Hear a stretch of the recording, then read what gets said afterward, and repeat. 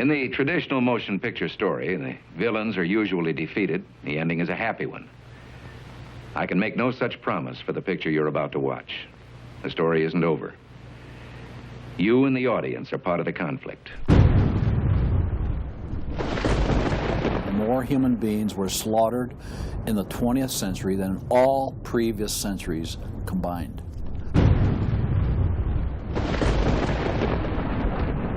We're talking a congressional record, 135 million dead. Their entire purpose was to detach our culture from any moral anchors whatsoever. You look at the changes in America since 1960, perhaps. The whole culture's been transformed. They're coming out of the belief that the village should raise the child. The village means the government. They have deliberately destroyed the American family, understanding that's the foundational block that builds a society. We've come from Norman Rockwell's America to Hugh Hefner's America. If we lose the Judeo-Christian framework, we're lost forever. The left wants you to think that the cultural changes that have taken place in America since the 1960s have done nothing but progress us forward toward a brave new world. They look at what holds society together, they understand it, but they don't want that. They want change, and they will subvert and rot every good and decent thing we believe in, because they have a vision for a new society, and that must mean the replacement of the old society. This film will show that the brave new world they seek is nothing more than the failed policies and ideologies of the communism that enslaved over 1/3 of the world's population during the 20th century. It will show that most people on the left aren't communist, just the useful idiots Lenin spoke of, being used to promote a socialist agenda, which is the first and necessary step toward communism. They basically try to say that the state itself is ultimate, that there's nothing, no law higher than the state, and if there's no law higher than the state, there's no appeal against it. History has proven beyond any doubt that the free enterprise that freedom produces provides more for anyone willing to work than any other system. So why would the left still be pushing their socialist agenda on us? I mean, it's really just microwave communism. There's only two possibilities. They're either ignorant or they're evil. From my investigation over the last 2 years into what has caused America's drastic decline, I'm sorry to say the left won't be able to use the ignorant card. They've left too much evidence of their agenda in their books, articles, and speeches. No, America has an enemy that is getting very close to accomplishing its plan of destroying the greatest country in all world history. Once people figure it out, they're going to do what people everywhere do. They're going to start protesting, and they're going to start revolting. And when that happens, that's when the powers that be feel threatened, and they use the power that they have.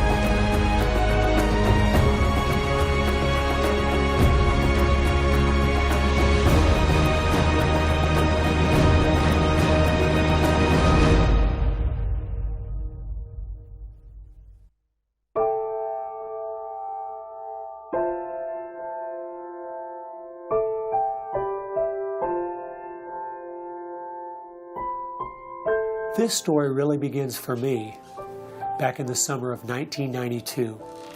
I got a phone call from an older gentleman I knew who was a writer, and he asked me if I'd go attend a meeting for him at the University of California, Berkeley. He told me that the Communist Party USA had recently split over differences of how to best take America down. Some were wanting to still work toward a violent revolution, while others were wanting to focus their efforts on using public policy to subvert America from the inside. He was curious what they had to say. I mean, after all, the Berlin Wall had just come down, the Soviet Union had dissolved, and the whole world was saying communism is dead. So why were they meeting, and what were they up to? I was in graduate school at the time, and the whole idea of slipping in undercover into a communist meeting sounded pretty neat, so I decided to go. The first surprise I had was when I walked into the auditorium. I was expecting it to be filled with college radicals, but instead it was 50, 60, and 70-year-olds, grandparents, professionally dressed with briefcases, and I realized this might be a little more serious than I thought. As the weekend unfolded, I listened carefully as they outlined their plan and agenda and how they were going to infiltrate the institutions of America to influence us in the direction they wanted us to go. To destroy our families, they wanted to promote cohabitation instead of marriage. They wanted to try to get children away into government programs at the earliest age possible. And they also said they'd like to get behind the feminist movement because they felt it had been very successful in making women discontent with marriage and motherhood. To destroy business, they wanted to get behind the environmental movement. And in 1992, the environmental movement was very modest, but they thought it was the only vehicle capable of creating enough regulation and red tape to discourage business growth. And finally, to destroy our culture of religion and morality, they said, if we can get Americans to accept homosexuality, they thought it would begin to extinguish our traditional moral values Americans held. I remember thinking at the time, this plan doesn't seem very realistic. It's not something I'll need to worry about in my lifetime. It was 15 years later, I was appointed by the governor to be a state representative in the legislature. I'd only lived in my district for 2 years, so I thought it'd be a good idea if I wrote a monthly letter to the editor. Each month I wrote on a different topic. In January 2008, as I was contemplating what to write my letter on, I thought back to the meeting in 1992, and I thought of the goals they'd outlined and where America was today, and I couldn't believe how successful they had been. Our families were totally disintegrating. The environmental movement had become the most powerful force for destroying our free markets, and hate crimes legislation was being considered in Washington, D.C. that made it a crime to even say anything against the homosexual movement. I realized people needed to know what was going on. After I wrote this letter, within days, people were protesting at the Capitol. It was the feature story on the evening news. Controversial comments have state legislators buzzing tonight. After a freshman lawmaker alleges the communist agenda has infiltrated mainstream America. It's the big story, live at 6. And over 40 letters to the editor had been printed in response to what I'd said.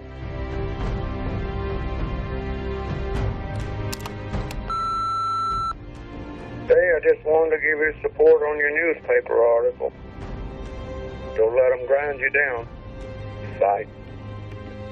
I realized then I'd hit on something. One of the letters written in my defense stated that a book from 1958 had outlined a similar agenda. And this got my attention. The book was The Naked Communist by Cleon Skousen, who had been a former FBI agent. And inside the book, it documented 45 current communist goals from 1958. And as I slowly read through the list, seeing how specific their agenda had been to subvert us on the inside, I couldn't believe it.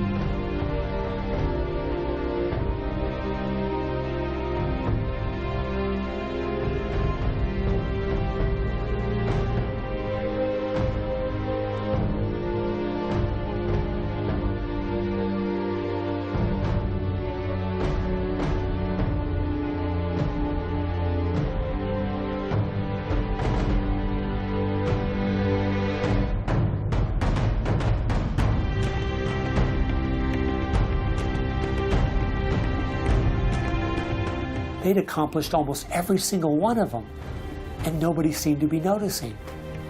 For at least the last 50 years, they'd been working actively behind the scenes, in the shadows, trying to move our people and our culture in a direction that was designed to destroy us.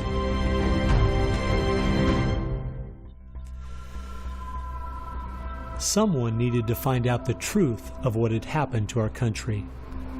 Could all of these very specific goals have been accomplished by accident? Or was there something there, under the surface, intentionally rotting away America's culture? I decided to go and get the facts from some of my favorite writers and speakers around the country.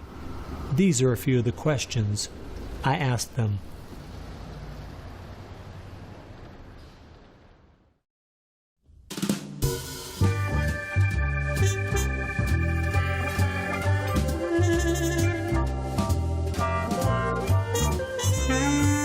The common myth is that communism is dead, but there are more Communist Party members in the world today than there ever have been. One of the things the communists are doing worldwide is not using that name. And so what we have is people with some of the same ideas masquerading in the United States under a variety of names. They're even trying to get away from the word liberal to describe them, and they're trying to call themselves progressives. If you go to the American Communist Party website, all of the programs and policies they support are progressive. So progressives are anything from a hardcore liberal to a communist to a socialist. They all call themselves progressives, and they all have broadly the same values and work together. J. Edgar Hoover is called the masters of deceit. And a good magician waves one hand in the air while he's doing his dirty work with the other hand. And while everybody's saying communism has died, they moved through much of Africa. Communism is resurgent in South Africa. Into South and Central America. Right now, 6 countries in Latin America are now communistic. We have communist China. We have Cuba, North Korea. We have Vietnam. It still dominates behind the scene in Russia. It's still very strong in Eastern Europe. It is strong in the EU. It is strong in virtually every country in the world. Whittaker Chambers said, communism succeeds because most people that promote communist causes are not communist. The useful idiots, that Lenin called them, it gives it an air of legitimacy it would never have if it was identified with communists and communism. So why has it been so easy for them to get people on the left who aren't communists to push forward their agenda? Once I looked at the political scale, it all started to make sense. On the far left, you have 100% government, and on the far right, 0 government. Anarchy is no government and doesn't make sense at all. On the far left, you have socialism, communism, and Nazism, all systems that have a socialist form of government with only slight variances between them. Traditionally, Republicans were slightly to the right of center, and Democrats were slightly to the left. In recent years, though, through the radical influence of the media, Hollywood, and the multitude of Marxist professors in our universities, both parties have slid to the left, with the Democrats going so far they have openly joined hand in hand with the radicals. That's why they all work together. All the groups on the left now have the same goal, a socialist America. I thought we were over communism. I thought, okay, we won that battle. The Berlin Wall came down. Ronald Reagan won the day. We've got to look and see how he fought this, because we're fighting it again on American soil. Not hostilely attacking us like we feared in the Cold War. It is from within. And it has no opposition, none. And that's the frightening thing. I think it's pretty clear to see communism isn't dead. They now disguise it by calling it different names, but the ideas behind it are alive and well. Almost 1.5 billion people still live in openly communistic countries. But unfortunately, most of us in America who are under the age of 50 have no idea what communism means to the people who live under it. So my next question was, what's so bad about communism? Communism is so evil. It's a completely tyrannical system. The whole history of communism is one of mass murder. Tens of millions of people brutally murdered by the communists. The mass murder of more people in times of peace in all the wars of history combined. Each of those countries where they have taken control, millions have been murdered. When you're asking for what is the legacy of Marxism, it is the greatest killing machine in all of human history. We're talking a congressional record, 135 million dead due to communism. I think the real number is probably, when you add in abortions, over 500 million. The rulers lived rather well, and at the same time you had all kinds of people who were enslaved, put in prison, oppressed, so you had really the opposite of what they claimed was going to be the result of their revolutionary activities. You would think that if the 20th century was the most murderous of centuries, everyone would say, let's find out why. And the truth is, you can't even ask the question. It is verboten to ask the question because the ideas that brought about that mass murder are still being taught in our public schools today. I think one of the reasons this has happened is because there's so much confusion surrounding the word communism. Technically speaking, communism is simply the final phase and goal of socialism. And socialism is best described by two words: big government. Government controls almost everything, and they use this power to take things by force from one person and give it to another. The liberals in America sincerely believe that this isn't evil at all. It is what will finally make things fair and just. There's only one problem that pulls some of us away from this wonderful utopian vision: history. From history we see that whether it was Hitler's National Socialism or Stalin's Soviet Socialism, socialism by whatever name and in all its forms is the ultimate evil. Sooner or later, it destroys everything in its path: law, morality, family, prosperity, productivity, education, incentive, and finally life itself. The problem with socialism is that it creates the conditions for a Stalin or a Hitler to come to power.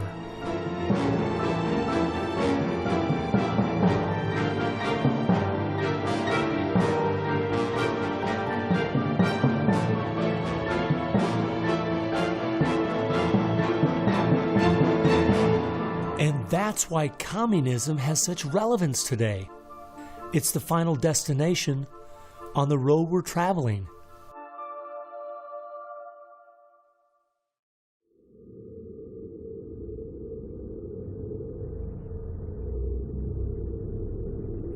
Friedrich Nietzsche tried to convince the world that God was dead.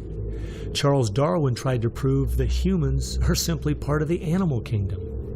And Karl Marx realized that the philosophies of Nietzsche and Darwin would legitimize his own philosophy of communism. He knew their ideas would justify the brutality and slaughter that would be necessary to implement communism worldwide.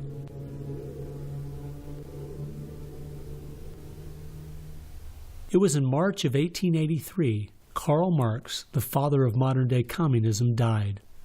The assumption that communism would die with him was a logical one, since only 9 people attended his funeral. In October of that same year in London, England, a group was forming called the Fabian Socialist Society. The Fabian Socialists decided that they were going to socialize the world incrementally.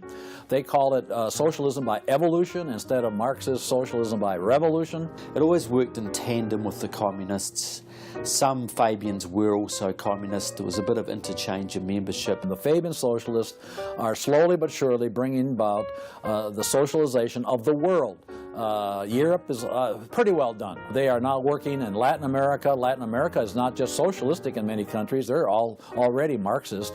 You have hardcore Marxists in Venezuela, in Nicaragua. El Salvador just went communistic, and of course Fidel is sitting right there laughing at this whole thing.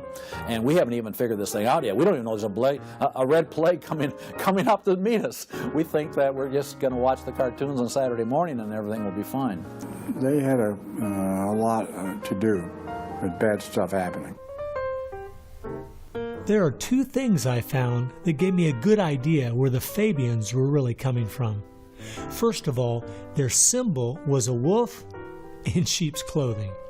And secondly, George Bernard Shaw, who was a leader in the Fabians for almost 50 years, said, quote, "I am a communist, but not a member of the Communist Party.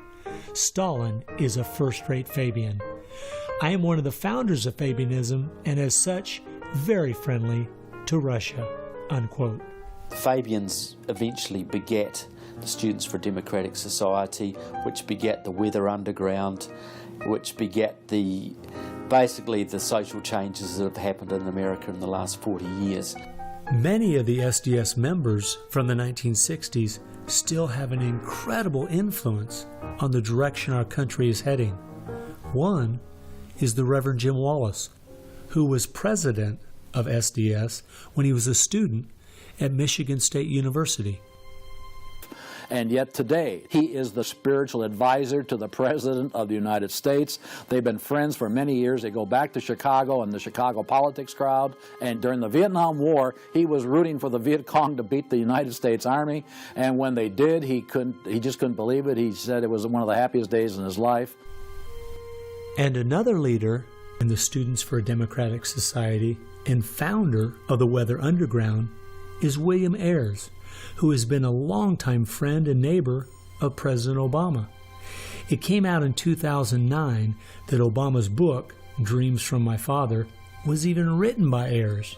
So the influence from the Fabian Socialist Society goes right into the White House.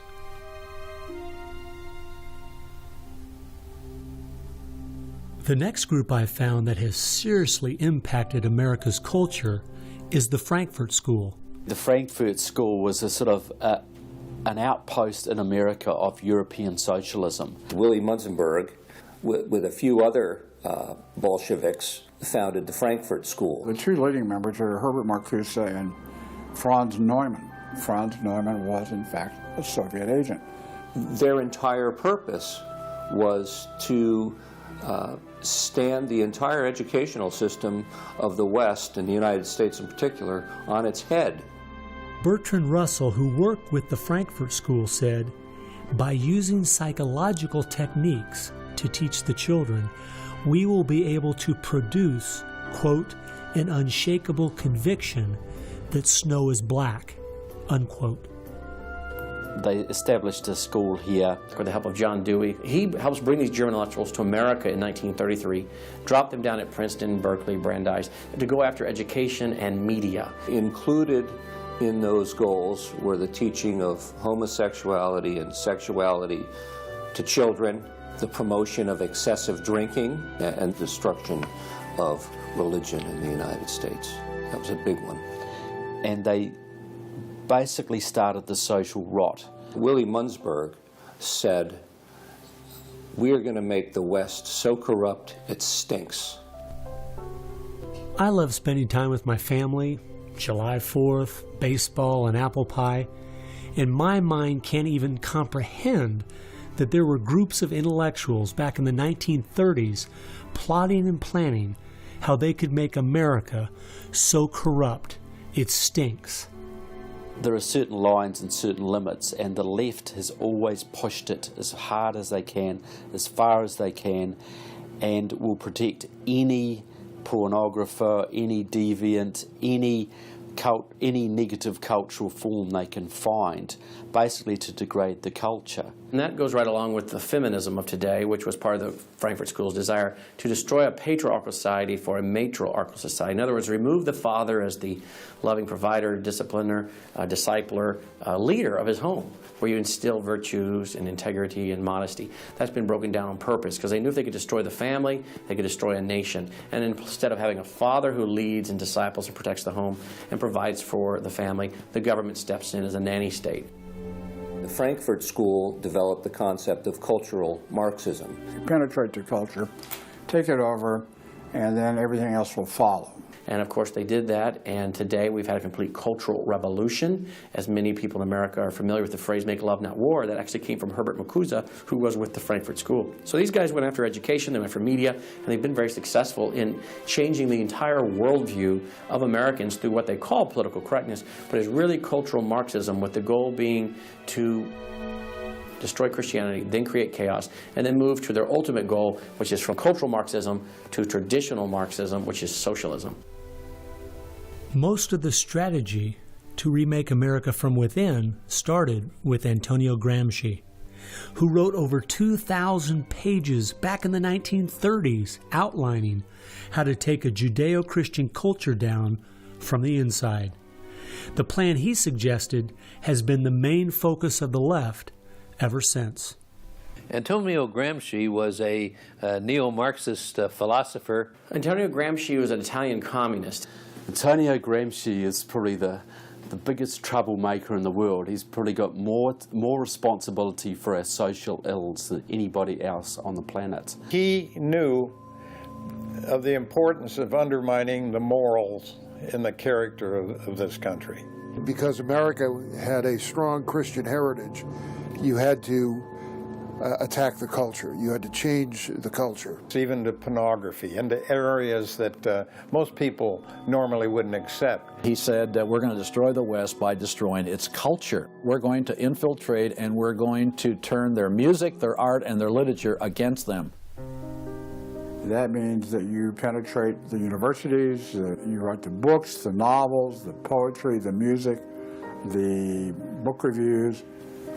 And once you control the culture, then you can sort of shape the thought of rising generations. He differed with Marx. Instead of, for example, destroying the church and the other basic institutions, he said infiltrate them and use them to change the culture.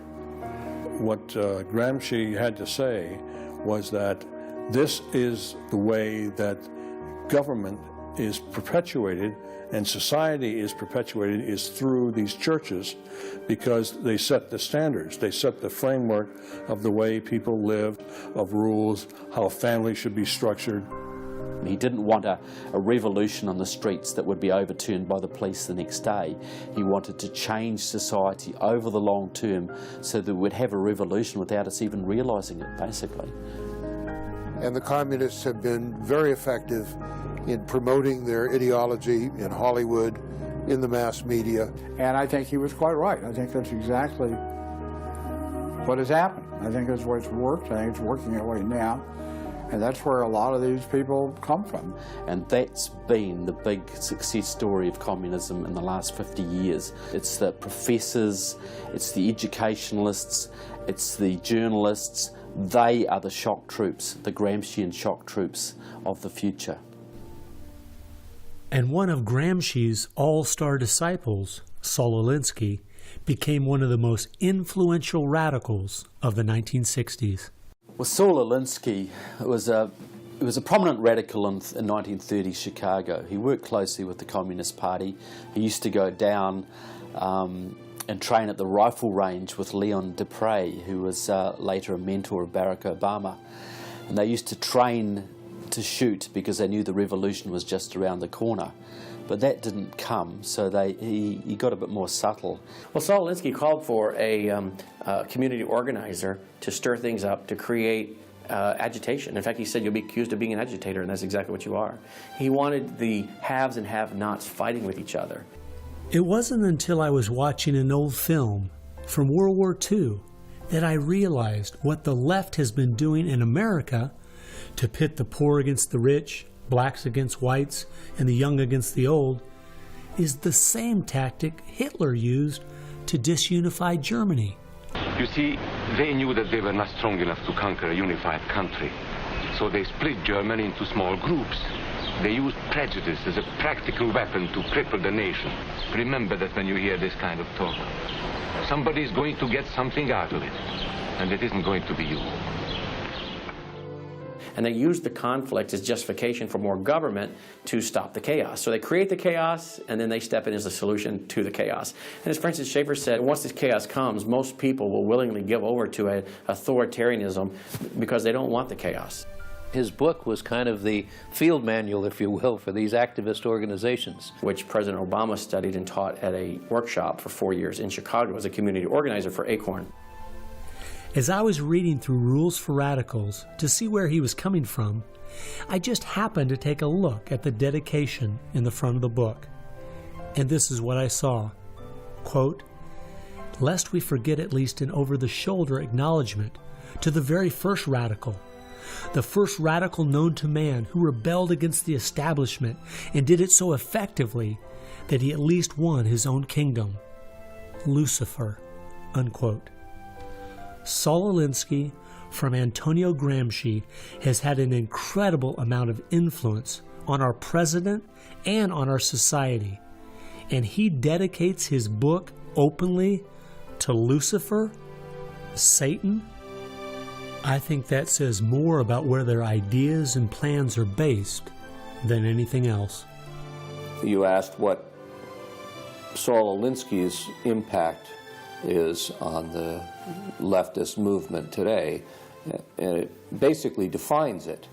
It defines it.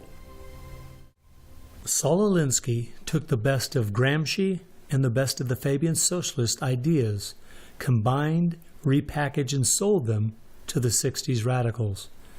After studying Alinsky, Richard Cloward and his wife, Frances Fox Piven, came up with what is today known as the Cloward-Piven strategy.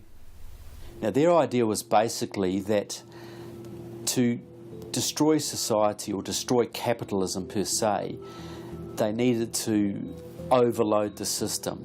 The idea was to get everybody you possibly could on welfare, to get everybody you possibly could basically milking the system in some way or another. It was called the crisis strategy, and it became very well known by activists and radicals in the 60s. They published an article in the May 1966 issue of Nation magazine called The Weight of the Poor, in which they outlined their strategy. Rathke read that article, and Rathke ended up starting what we now know today as ACORN. And of course, Cloward and Piven had been studying Saul Alinsky. So Antonio Gramsci gives us Saul Alinsky. Saul Alinsky gives us the Cloward-Piven strategy, this husband and wife that said, hey, let's collapse the American economy by implementing so many entitlements, so much of a welfare state at collapse. Rathke studied the Cloward-Piven strategy. He starts ACORN. And of course, ACORN gave us Obama. And to show what a small world it is, Wade Rathke, who started ACORN, was the draft resistance organizer for SDS, the group the Fabians started. They've used that strategy ever since to expand voting rolls, to expand welfare rolls wherever they can, basically just to overload the system, to increase the tax burden on the middle class, and basically bring capitalism one step closer to destruction. I guess we shouldn't be surprised that we still have open borders, that so many people are dependent on the government, and that the left keeps pushing these programs when all they've done is tear apart the black families in America and create generational cycles of poverty. The last group that has worked alongside the Fabians and the Frankfurt School using Gramsci's approach is the Communist Party USA. Probably the most important book on this subject is called Towards Soviet America by William Z. Foster. William Z. Foster was the head of the Communist Party himself. He ran for the President of the United States in 1932, but in the book, Towards Soviet America, he literally lays out chapter by chapter by chapter what is entailed to bring about a USSA, not just a USSR. Two of the movements they started in America have played a significant role in tearing apart our families, in breaking down our morality. Betty Friedan is credited with really starting the feminist movement in this country. The purpose really was to attack full-time homemakers, to get them out of the home, to make them think they live dreary lives, to make women feel they are victims. It's the science of victimology. And that is so unfortunate, because the American woman is the most fortunate class of people who ever lived on the face of the earth. And to try to tell them that they are victims of an oppressive, unjust patriarchy is just a grievous lie. But unfortunately, they are teaching young women that and have been doing it for many years. While Betty Friedan was pushing her book, Feminine Mystique, she implied that she was coming from the point of being a frustrated housewife herself and just wanted to be a help to other women. But later in the 1990s, it came out she was in fact a radical propagandist for the Communist Party and a staunch supporter of Stalin. So when she had described the American family as, quote, a comfortable concentration camp, unquote, it wasn't because of her experience at home. It was because she was just doing her part to dismantle our families. I'm a student of communism, and the communists set up various groups and various societies. Their society that they set up to promote homosexuality in this country was called the Mattachine Society. And it was founded by Henry Hay, a leading member of the Communist Party. So since I was studying communism and teaching on the issue of communism, you just follow leads, and all of a sudden you realize, what is this Mattachine? I've never heard of this Mattachine Society. Well, it was Henry Hay's organization set up to infiltrate the culture of the United States to make homosexuality normal. It's always been a movement dominated by the left.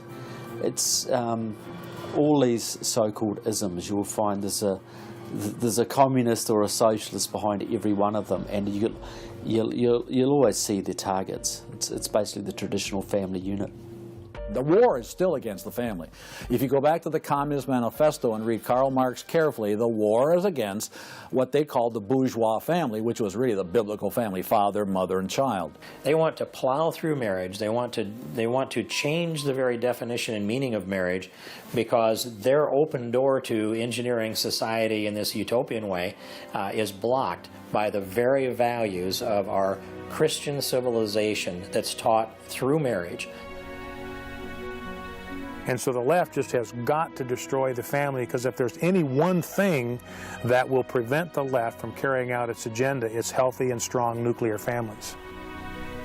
And so from the Fabian Socialist Society to the Frankfurt School to Antonio Gramsci and the Communist Party USA, from these four you will find connections to almost every left-leaning person and organization in America.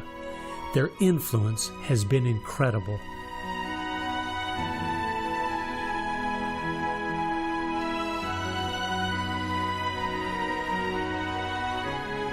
It was in the 1960s, all the groups on the left seemed to realize Antonio Gramsci was right. In a Judeo-Christian society, you will never be able to persuade people to rise up in a Marxist revolution and start killing each other off. The only way to take the culture down is through penetrating the institutions of influence to change the people from within.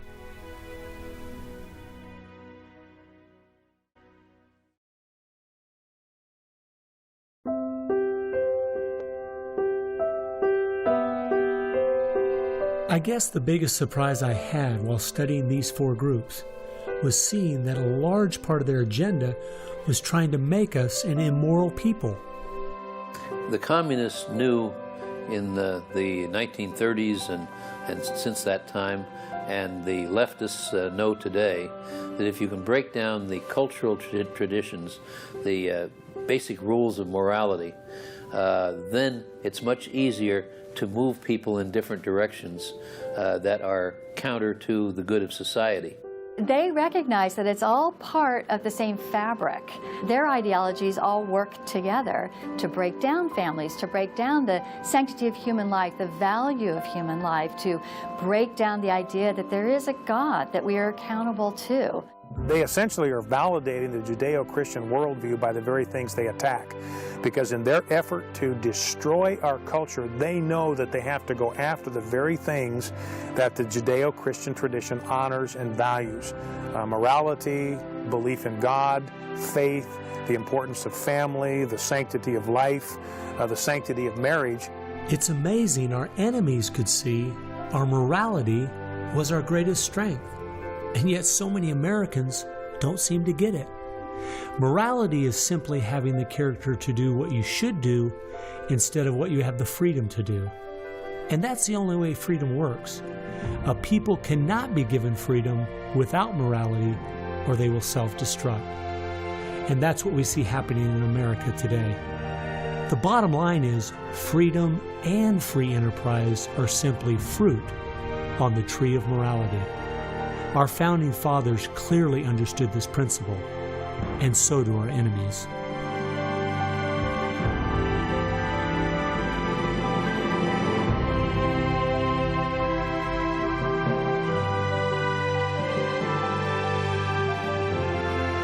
There is an important fact we need to face. If we had Ronald Reagan as president, low taxes, and a strong national defense, the ship certainly wouldn't be sinking as fast as it is now, but it would still be sinking. A booming economy doesn't take care of the major problems we face. 50% of all marriages end in divorce. 40% of all children born out of wedlock. Over 3,000 women a day aborting their babies. 19 million new cases each year of sexually transmitted diseases. Schools that teach the children everything is relative. There is no right or wrong. And the list goes on and on. I recently read in our local paper that over the last 12 months, almost 7% of all high school students in my state tried to commit suicide. Our society is falling apart, whether we want to admit it or not.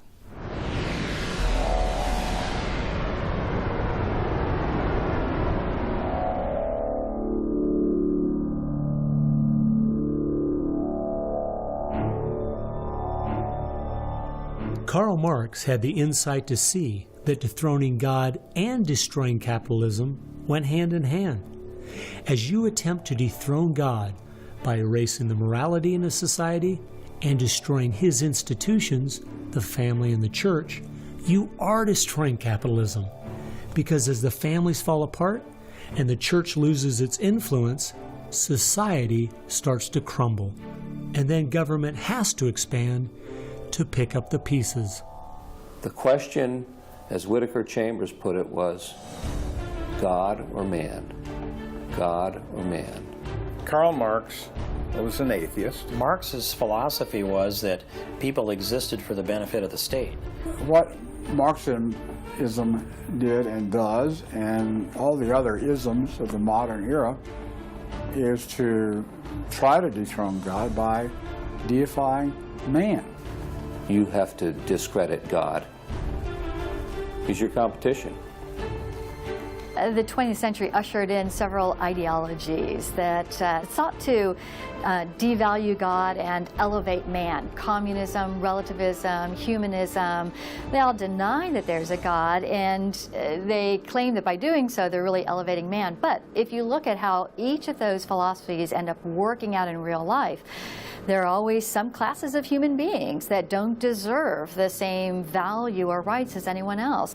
To turn it around, to believe in freedom, the way we have been raised, you have to believe that there's something precious about every human person. And of course, that's from the Bible. Imago Dei, we are all created in the image of God. Therefore, Every human being is entitled to respect and dignity and freedom, and that is distinctive to biblical religion. You don't find anywhere else. Almost all the ideas that have made America such a unique and great country our founding fathers got straight out of the Bible. I guess that's why the left only has a problem with one religion, biblical Christianity. They never complain about separation of church and state when it comes to Islam, Buddhism, Hinduism, or any of the other religions. In fact, a couple years ago, the Dalai Lama came to my town, and during the school day, at taxpayers' expense, thousands of our local school children were bussed in to hear him talk. I wonder if they would ever do that for someone like Billy Graham. No. They must destroy the Bible's influence in America so they can step in with big government in its place. It's an age-old question. Are we going to believe in God, or are we going to play God ourselves? Essentially, for the left, the choice that they see very clearly is people are going to depend upon God or they are going to depend upon government. They want people to depend upon government, so they have to destroy faith in God. At its core, it's a rebellion against God and God's laws. And that's what the battle is about. That's what the assault is on. That's why Christianity is a target. And that's why we saw the gulags in the Soviet Union. We saw the concentration camps in Nazi Germany. And all the ideologies that elevate man end up devaluing certain human beings. Dictators of the left, Hitler, Stalin, Mao, Castro, and all the others, always have come to power by acting like they're going to change things to make it better for the people. Yet history has shown us the devastating results that have happened every single time. There is no example in history of big government that didn't abuse its power over the people. But people who have believed in the God of the Bible and that our rights are a gift from Him to everyone have always stood up for the preciousness of every human life. You look at those who have fought for true human rights throughout the ages, and it's those that do have a strong faith in God, those who fought against slavery, and those now today who are fighting for the sanctity of human life. Like the Declaration says, we hold these truths to be self-evident, that all men are created equal. Aristotle didn't believe that. He said, no, some people are born to be slaves, and some other people are born to rule over them. And the reason that you and I know different, and it's not because we're smarter than Aristotle, he was a smart man. But we have something he didn't have. We have the Bible. And so, therefore, that's where we get these ideas. And from pagan antiquity or neo-paganism or all the modernisms, you get the opposite. After studying this topic for the last 2 years and reading literally hundreds of their books and articles and speeches, I've come to the conclusion, whether the left knows it or not, their plans and goals can all be summed up very simply. They are at war with God. A people that are moral and believe their rights come from God would not only never want what they're selling, but would also never need it. And they know that.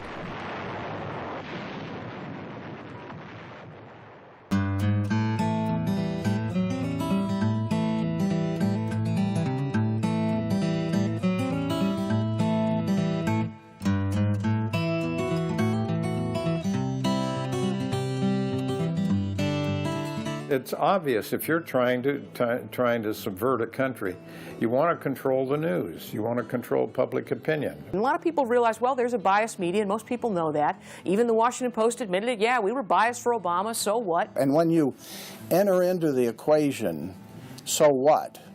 That means the biases, the opinions of the reporters enter into what is news. They decide whether you have a right to know. And it's no longer a bias. They turn from just political bias to activism. They go to the places that influence, or I should say, where they can have leverage. Generations of journalists have been trained to interpret events, interpret the news, not report the facts, interpret the news. They do not deal in facts because facts aren't effective for them. They have very few facts on their side. They've gone into and penetrated these major areas to where they can influence it in the direction they want to go. We've seen a massive shift away from old-fashioned objective news reporting to what he called interpretive reporting, what others call advocacy journalism. And it's advocacy for a cause. And as a result, we have a news media in the United States that is extremely liberal at the present time. Which was a major, major goal, to control not merely the newsprint, but the television media and Hollywood. Stalin said himself, if I could control Hollywood, I could rule the world.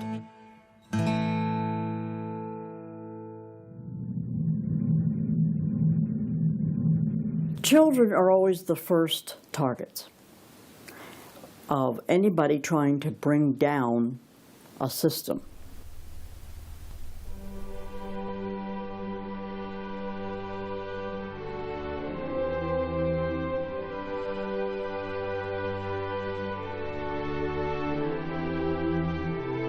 John Dewey is believed to be the most influential man in the whole area of public education.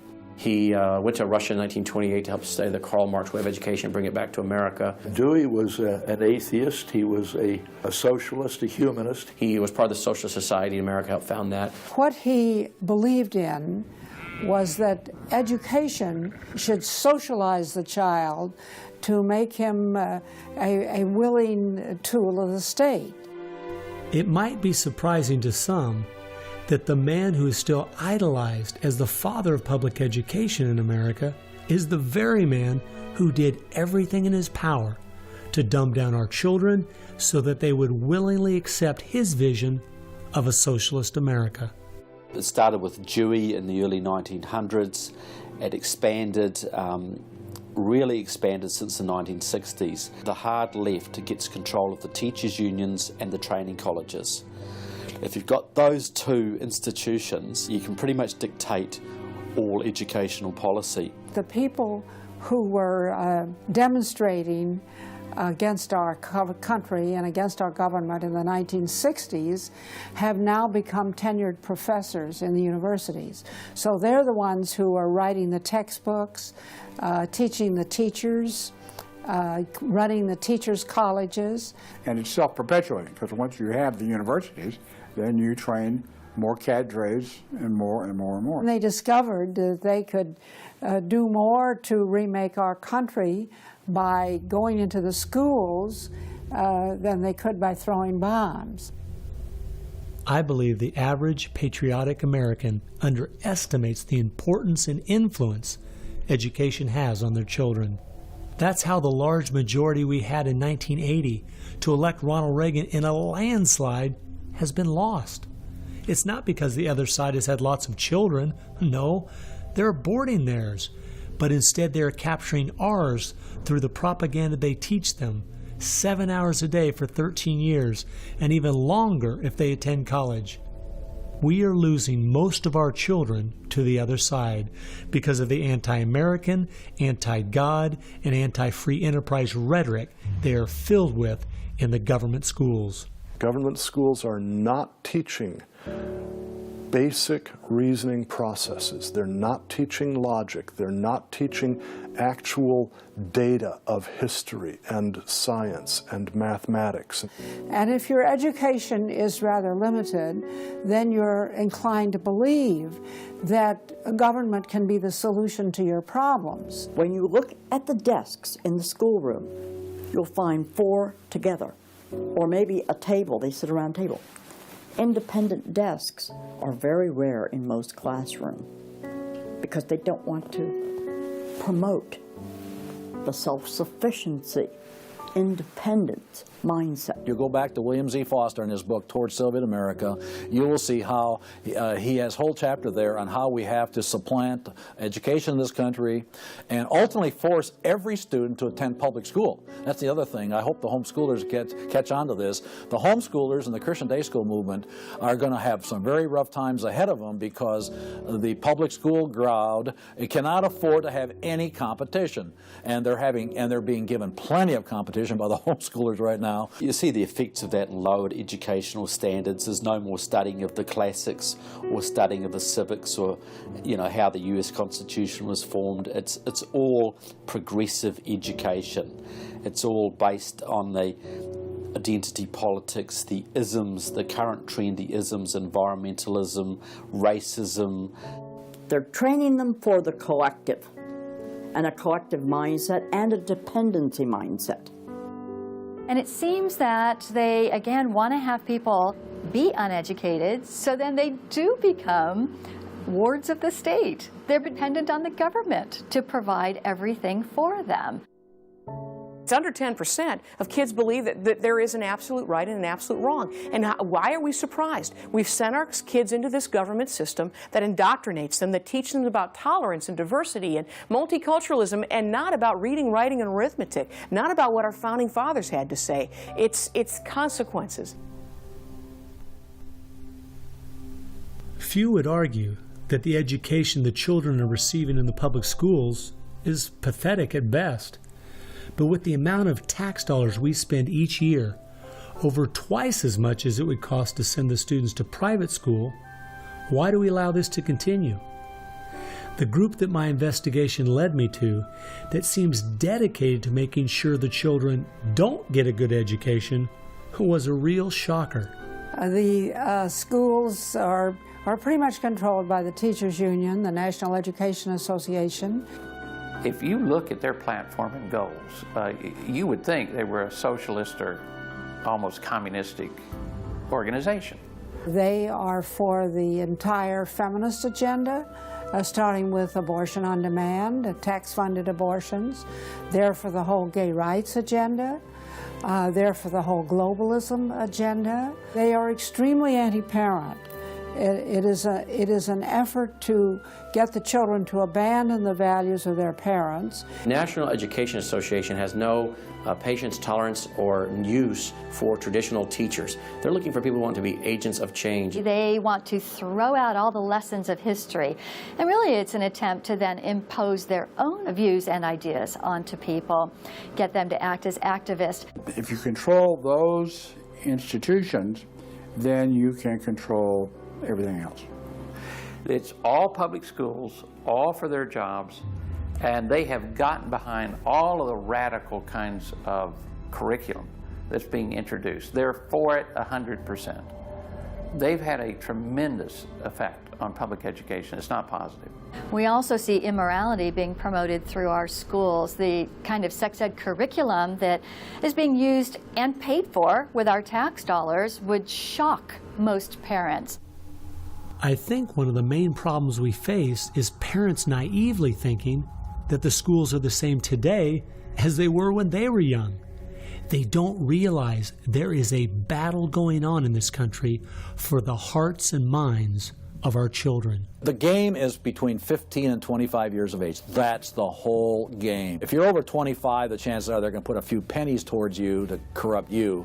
But their game right now is to corrupt the 15 to 25-year-olds or less.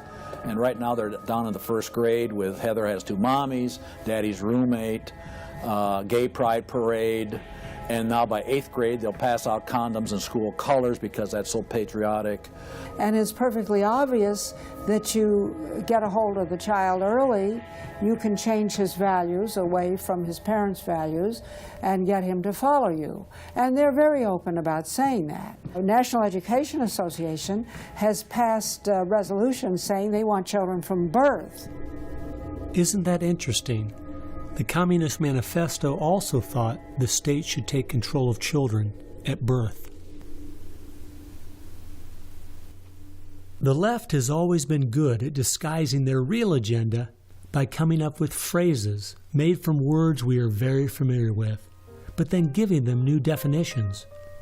Social justice is the current phrase of choice and is being used to teach children the failed Marxist ideas of yesteryear are what they should strive for today. We see social justice curriculum today, which is the buzzword for communism, socialism, Marxism, which Bill Ayers is teaching. It's in many of our colleges, and the social justice curriculum is being taught in high schools all over the nation. Justice is good. If you then start calling it something blank justice, then you're modifying it. And what it really means is, I think, taking from one group of people and giving to another group. So I would call it socialism. And it's used to break down the differences between the way things are done and the way it should be done. So when they're teaching social justice in the schools, they're not talking about free enterprise and capitalism and individual self-responsibility, all the things that made America great. They're talking about the things that made Europe and the Soviet Union and China so bad. The longer we allow our schools to teach the children that America has so many faults it's not worth saving, instead of the fact that even with its faults, it is the greatest country that has ever existed, the less chance we have of ever turning our people back from the dead-end road we're currently on. A road that promises to give us a perfect world if we'll only give up our sovereignty and our freedom. You're going to find more and more of the following. This is now called a world pledge. We no longer want the Pledge of Allegiance to the flag of the United States of America because that is considered nationalistic. And of course the socialists, communists, and the Marxists and the extreme left wing in the country want nothing to do with it. I pledge allegiance to the world, to care for earth, sea, and air, to honor every living thing with peace and justice everywhere. This came out, first of all, in Superior, Wisconsin. So Superior, Wisconsin was their guinea pig, and there was very little said against it, and so it would then go to the next and the next and the next, and before long you'll have the whole school system standing up saying, I pledge allegiance to the world instead of I pledge allegiance to the U.S. The public schools right now, if you'll read Towards Soviet America, have nearly accepted every item that William Z. Foster said we needed to place into the public school curriculum. And we're seeing the results. You know, people are not as informed as they once were. They think in different ways, and they think in the way that the left intends them to think. Antonio Gramsci realized that if you can take over the institutions and the culture, you will be able to use those to influence society to create the socialist man you want. I think the most brilliant part of his plan was that he realized you could not only create a man that wanted big government to take care of him cradle to grave, but, and this is the genius of Gramsci, you could create a man that needed big government to take care of him cradle to grave. A man so dumbed down and so minimized in society, he wouldn't have the intellect or character to take care of himself. The reason this is so deadly for America is that once we have a certain percentage of the population in that category, our limited constitutional form of government is no longer possible because too many people won't be able to exist in that framework. We are approaching that tipping point rapidly.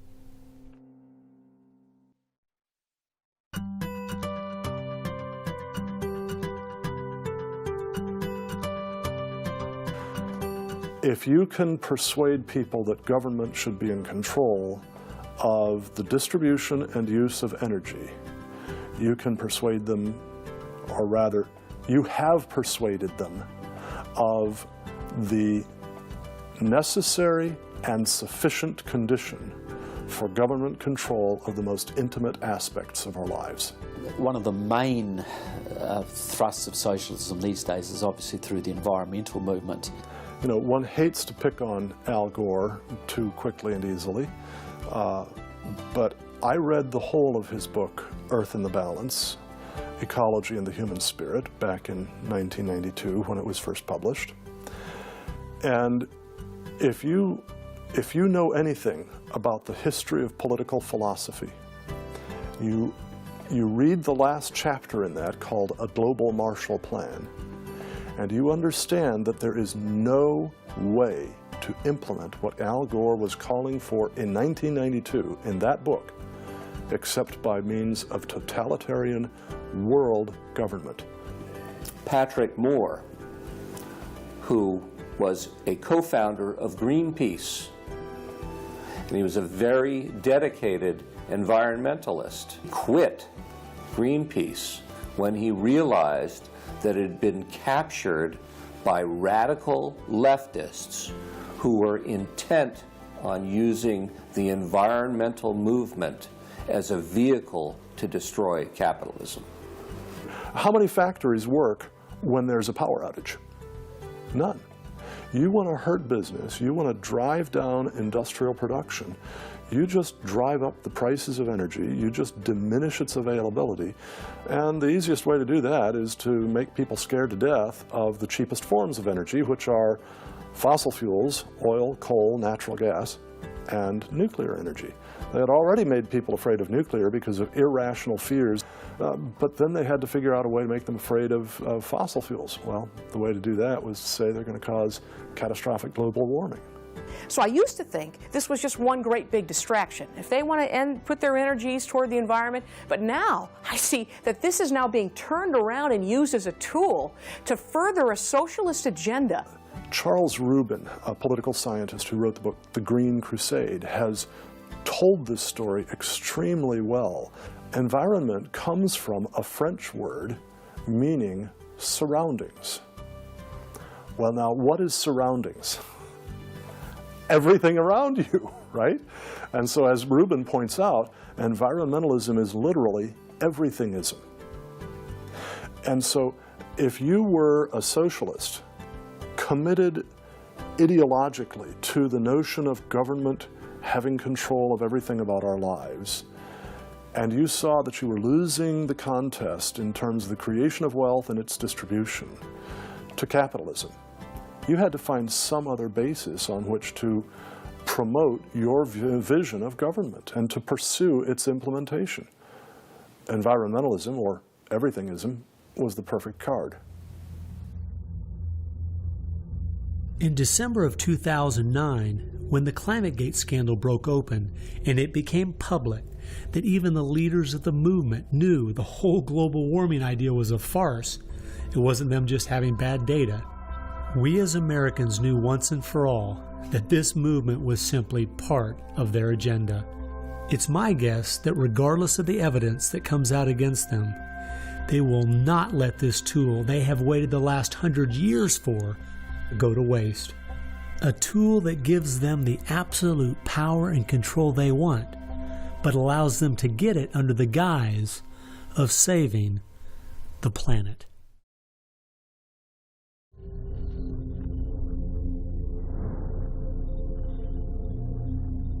He was born of left-wing parents. He was mentored as a young man by a Communist Party member called Frank Marshall Davis. Now, Davis joined the Communist Party in Chicago, and he was very well connected there. So young Obama eventually wound up in Chicago, and he started working with the very same people that had been working with his friend Frank Marshall Davis. All of his associations have been with people that are way left of center, hardcore left. And he's doing nothing more than what is predictable based upon that background. The nicest word for his agenda is a socialist agenda, and we could go on down the line of the other descriptors of the types of an economy and a society that he's building. He's all the things that Gramsci wanted to use for social change. Yeah, he's the epitome of the movement. If you think there's no way that so few could be so effective, consider this.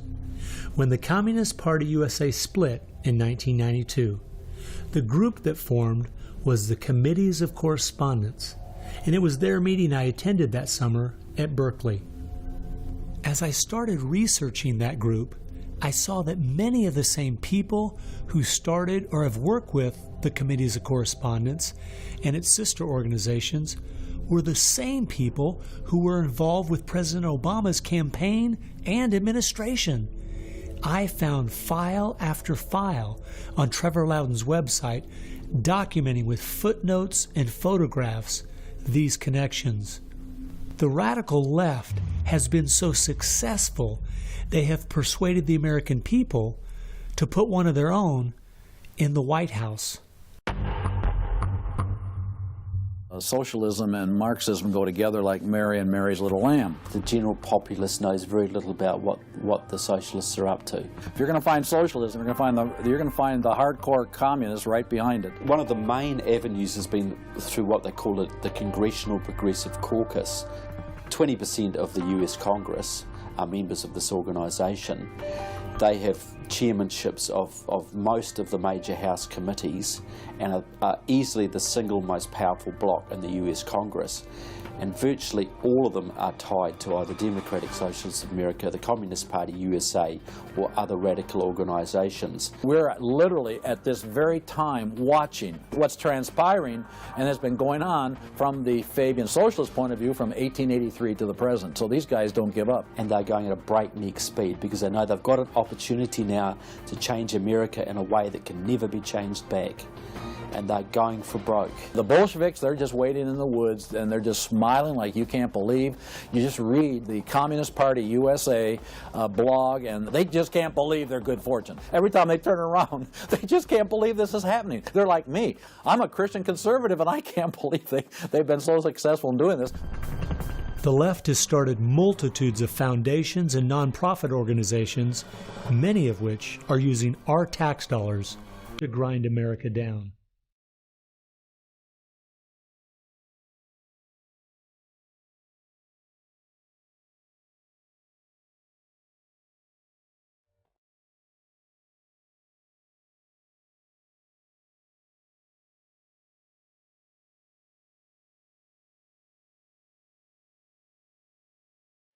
They use all kinds of patriotic words to masquerade an extreme leftist orientation, which, if anything, would enslave the people in the same kinds of things with the same kind of ultimate results as communism had. The communists will let the socialists go so far, and then ultimately the communists really turn on their fellow socialists and they wipe them out too. And their attitude, I think, is really probably pretty close. They figure, look, if these socialists betrayed their own country, the chances are, once we get in power, they'll betray us too. So they'll figure, let's just rub them out right now. And at a given point, you'll see in the history of communism that they've been very effective in rubbing out their fellow socialists who brought about their socialism before the Bolsheviks and the hardcore communists with a capital C took them over. One thing we do really have to recognize is this is a domestic enemy. This is not just people with different ideas. These are not just nice folks who have funny, silly ideas that they will eventually figure out are just not very mature. No, these people are dangerous, dangerous enemies, and they are intent on overthrowing this country and imposing a socialist system that will mean extreme hardship for the vast majority of people in this country. That's true with them constantly seeking to re-engineer society so they reach this level of utopian perfection. Where we, on the other side, we advance the idea that this is about the cause of freedom, and if it hadn't been for Jesus Christ, there never would have been a United States of America, because the inspiration for freedom drove our founding fathers. They were informed by their faith, and I believe guided by the hand of God.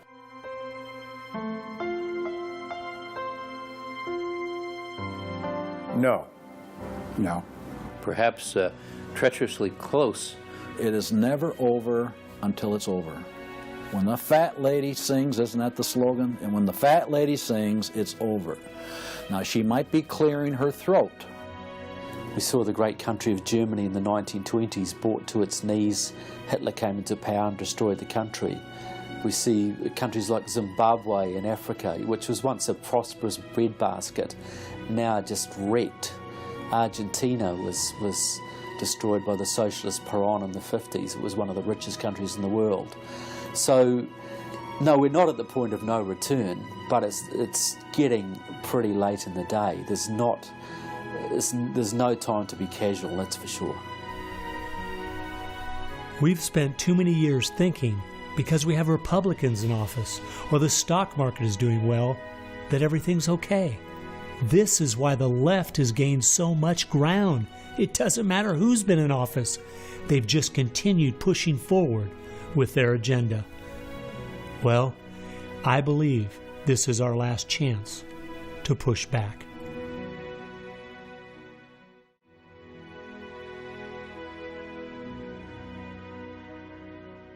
If people are looking for something to do, we have our work cut out for us. I believe one of the things that we can do that will have a profound impact in changing America is praying.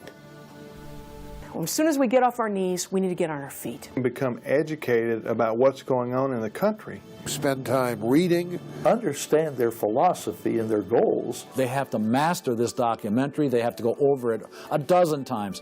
It might be having a monthly movie night with family and friends, watching one of the many great documentaries out there about what is going on in our country.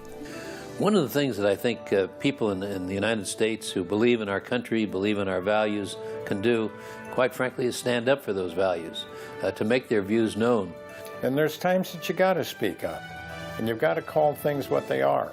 We need to be willing to be criticized and to not be silent because of the criticism. It was Martin Luther who said, if we're faithful on all battlefronts besides, it's precisely where the battle's the hottest, then we're traitors to the cause. I like the quote by Abraham Lincoln, who said that silence makes cowards out of the best of men.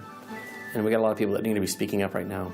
We have an obligation to speak the truth about the policies that are taking us 180 degrees from God's will. Expand within your church. Expand within the people you have contact.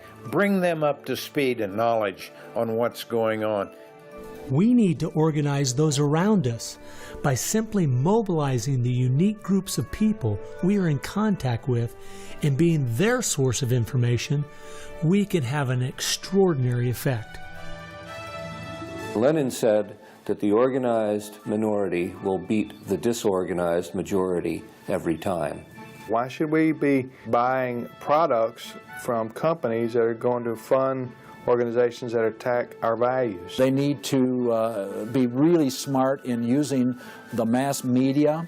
They might want to blog. Using the power of YouTube and that sort of thing to educate as many people as possible. A good YouTube video can reach millions of people. And if Susan Boyle can do it, why can't we? If you do the right kinds of things on YouTube that are creative and do them frequently, you can drive a message through society, influencing millions at almost no cost. We need to be the people who graciously but consistently make contact. And express to those folks we elected what we want them to do, and what we believe in, what we think is right. And if they don't follow those things, then we need to make efforts to get them out and get other people in that will. Pick the good ones and stick to them. Don't waste your time on people who won't stand up for their country. All the others are making contact. The people who really want to honor America need to make contact. We also need to be influencing our own families. We've got to teach our own children and grandchildren the difference between truth and error, why they believe the things they do, and the true source of America's greatness. If what we're talking about is true, the most important thing we can do is protect our young, because that is where all of this is leading. They need to get that younger generation under their belt. And more parents are going to have to say, they're just going to have to sacrifice and take responsibility for their kids' education, because that's really where it starts, to impart that belief. The Southern Baptist, we're seeing that 85% of their kids, after they get out of their home, are essentially rejecting their faith, rejecting what they were taught. And of course, I think the reason for that is because their parents didn't have a lot of influence over them. I believe the public schools are the greatest cultural influence in this country. You homeschool your kids or get them in a Christian day school. If there is any way at all, homeschool your children. Homeschoolers out-test everybody. Our children need to be taught from Scripture a properly biblical worldview. That requires time. It requires effort. It requires purpose. Our minds should be the sharpest minds in the world. We need to work within our family to educate our children on what kind of country they live in and build their faith, and then get involved. The left has been working for decades to push us away from God and His laws. And we need to be willing to sacrifice whatever it takes to turn our country back to Him. Throughout our history as Americans, though, there has always been a great price to be paid for preserving, protecting, and defending this great land. The people who built America paid a great price. The people who went to war for our nation, boy, did they pay a price. And one of the American values was, we will pay a price for what is right. We will give of ourselves, even if it requires the giving of our lives. That was an American value. That's why it is such a heroic and honorable thing when a soldier defending us pays that price. That's like when you go to Arlington Cemetery in Washington, or the Tomb of the Unknown. You stand there and you say, this is America. We were the people who so believed in these values that it's an honor to stand for, even if it can cost you your very life.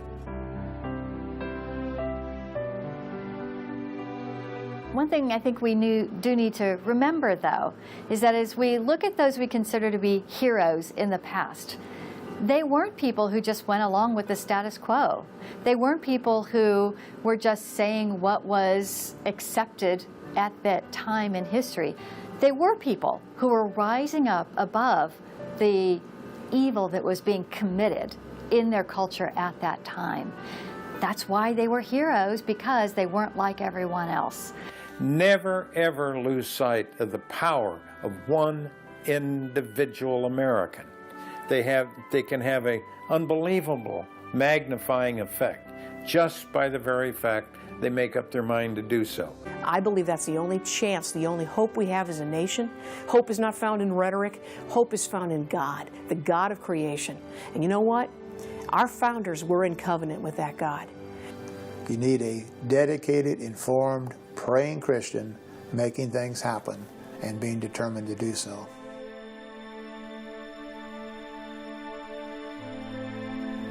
Time has only allowed me to present a fraction of what I found. The reason I called this film Agenda is because I wanted to make a clear distinction between what I was researching and all the conspiracy theories out there.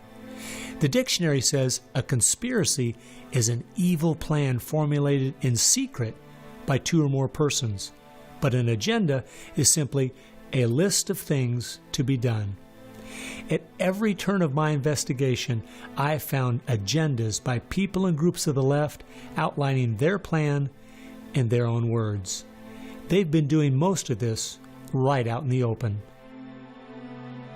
Some of you might be thinking, these Marxist ideas aren't the most serious threat we face. What about militant Islam, our open borders, the national debt, or even China? Well, I agree. America is facing so many serious threats right now. But the reason I believe this is the most dire is because it's destroying us on the inside. Through the political correctness and dumbing down, it's causing us to lose our ability to call evil evil and stand against it. I fear for our country.